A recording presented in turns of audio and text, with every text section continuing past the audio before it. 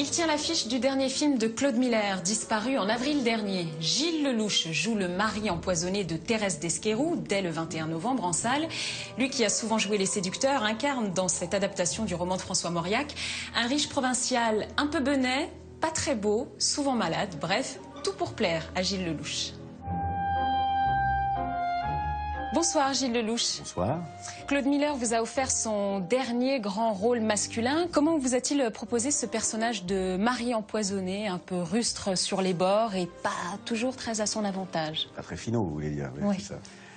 En fait, j'ai rencontré Claude au Festival de Marrakech il y a 2 ans. Il m'a donné le scénario de Thérèse Desqueyroux. Pour être honnête et pour pas faire mon premier de la classe, je n'avais pas lu le roman. Ouais. Donc j'ai découvert l'histoire à travers le script. Il m'a simplement dit qu'il me voyait dans le personnage parce qu'il savait que je n'en ferais pas un con définitif. D'accord. Je ne savais pas comment à l'époque prendre ça. Il s'avère que je le prends bien maintenant, plus que bien. La Thérèse qui était fière d'épouser un Desqueyroux, c'était moi. 4500 hectares de pain quand nous serons mariés. Tu sais ce que je n'arrive pas à me figurer, c'est que ta future femme soit plus riche que nous. Alors ça, j'ai beau faire. Il y a tant d'idées dans cette jolie tête. À vous de les détruire.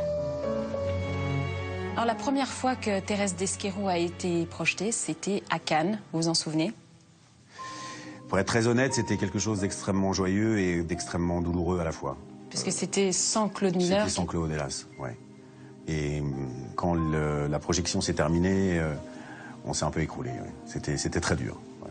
Vous avez déjà ressenti une telle émotion en présentant un film? Parce que je crois savoir que les spectateurs, dans la salle en tout cas, étaient émus et debout pour vous accueillir.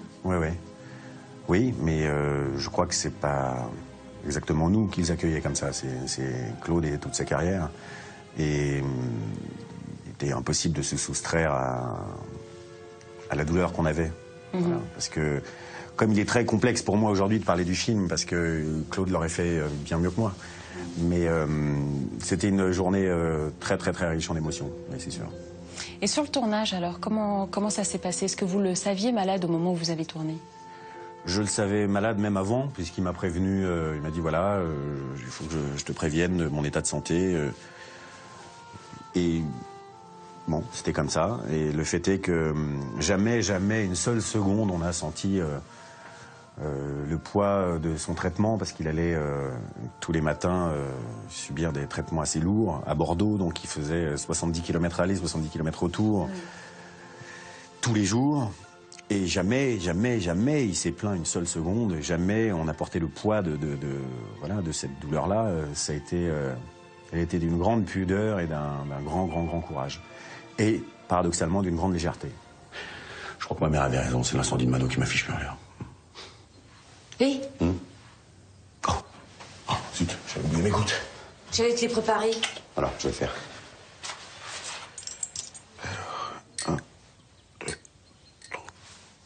Vous avez littéralement explosé dans les premiers rôles ces dernières années.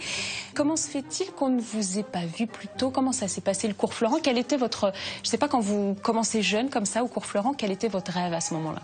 Vous arrivez dans un cours de théâtre, et puis là c'est fame. C'est génial, c'est vrai? Oui, c'est super. On joue, la musique à fond. La musique à fond, on va boire des coups, on parle de Brecht, de Chéreau, de machin, c'est super. Et puis tout d'un coup, au bout de 3 ans, tout s'arrête.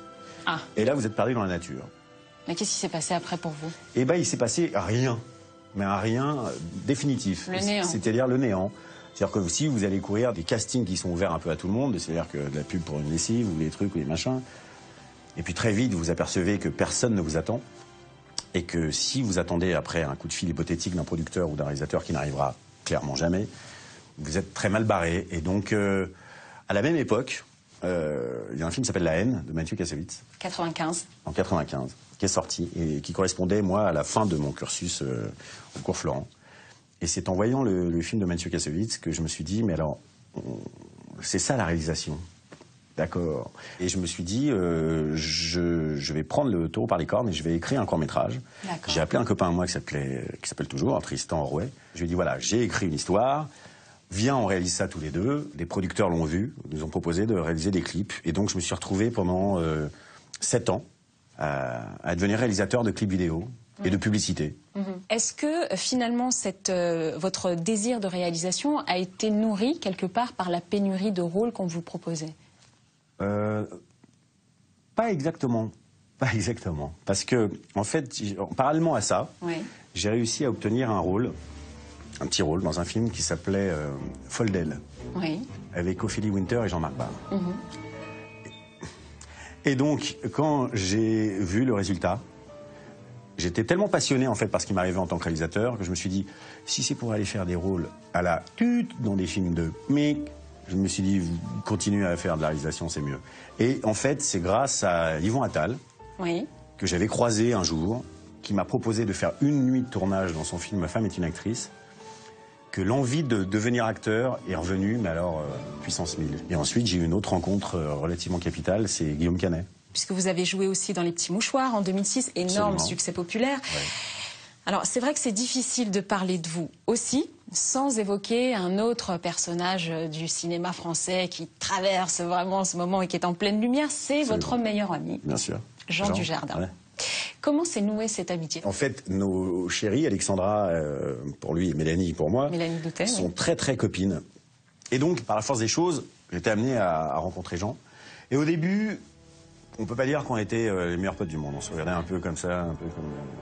vous savez, les types quand ils peuvent être abrutis. Vous voyez les mecs quand ils sont un peu cons, ouais. on était un peu comme ça. C'est un peu genre, mais t'es qui toi, machin, rien.